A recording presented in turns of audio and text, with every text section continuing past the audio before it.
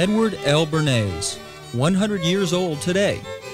He's a man of the 20th century who founded the field of public relations by identifying its basic principles, by establishing a methodology for the field, by practicing and refining the art of public relations, by teaching its first courses in universities, and by writing the first books. Edward Bernays launched a vocation for millions to follow, develop, and refine further. Although born in Austria in 1891, Edward's first birthday was celebrated at sea on his way to the United States. His father and mother, Eli and Anna Freud Bernays, immigrated to the United States in 1892. Eli was a grain exporter on the New York Produce Exchange. At the age of 82, Anna Bernays wrote a book about her brother, Sigmund Freud. Sigmund Freud was my mother's older brother, and he married my father's sister. And Anna Freud, his sister, was my mother, and she married the brother. Like so many innovators of the 20th century, the Renaissance for Edward Bernays occurred in the 1920s. We worked for Procter & Gamble for several decades. I think it was 30 years. One day the president of the company said, "We have bad news. Children hate soap because the mothers wash their faces with soap. The soap gets into their eyes and they detest it. And obviously, if they detest it as children, they'll detest soap when they grow up. What can you do about that?" We found at the age of 32, Edward connected his understanding of sociology with principles of psychology in his practice of public relations. Psychologists to find out whether children had a creative instinct or creative feeling from the age of 4 to 5 up. The psychologists concurred in that. We then suggested to the company that we have soap sculpture competitions each year.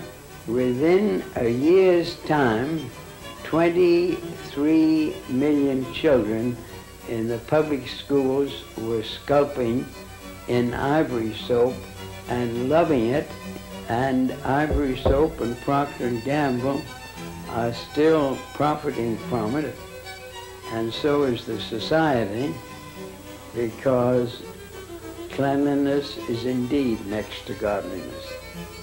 Later, Bernays published his first book, Crystallizing Public Opinion. With this, he established the foundation for the field of public relations. Excellence in communication is not the use of words alone.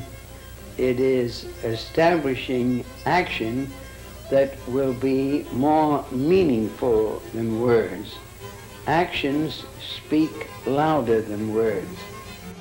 In the new field of public relations, Bernays believed that he was applying to the masses what his uncle Sigmund Freud had applied to the individual. As a young man, I asked myself, why should there be an expert on the public? But unless you first know what the public responds to, communication may have the opposite effect. Doris E. Fleischman.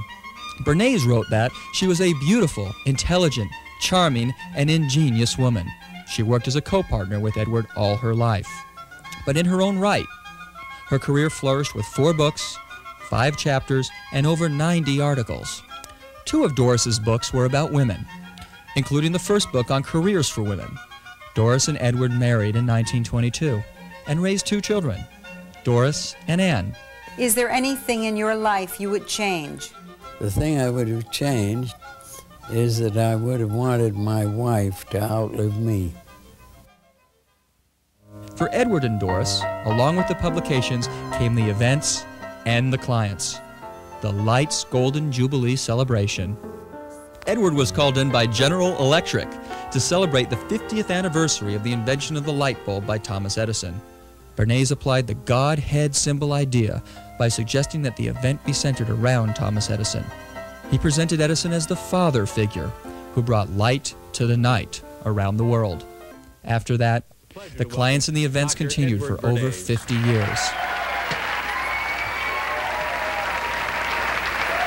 Hi, Doctor. Good to see you. Come on up over here. Doctor, tell me again what the doctor is. What are we dealing with? Well, You're the father of public relations. What we're dealing with really is the concept that people will believe me more if you call me doctor. Oh, I see. So, that's a good idea. And actually, I am doctor because 2 universities gave me honorary degrees. Mm-hmm. All right. One was Boston University, and the other was Babson College. So you're making the most of those degrees. At 100 years old, Edward Bernays lives his day as he always did. Each day is a new adventure. They who do not love me, I hope to have fear me. There is only one hell, and that is to be disregarded. I hold a terrible power, and sometimes my own moderation amazes me. Happy birthday, Edward Bernays.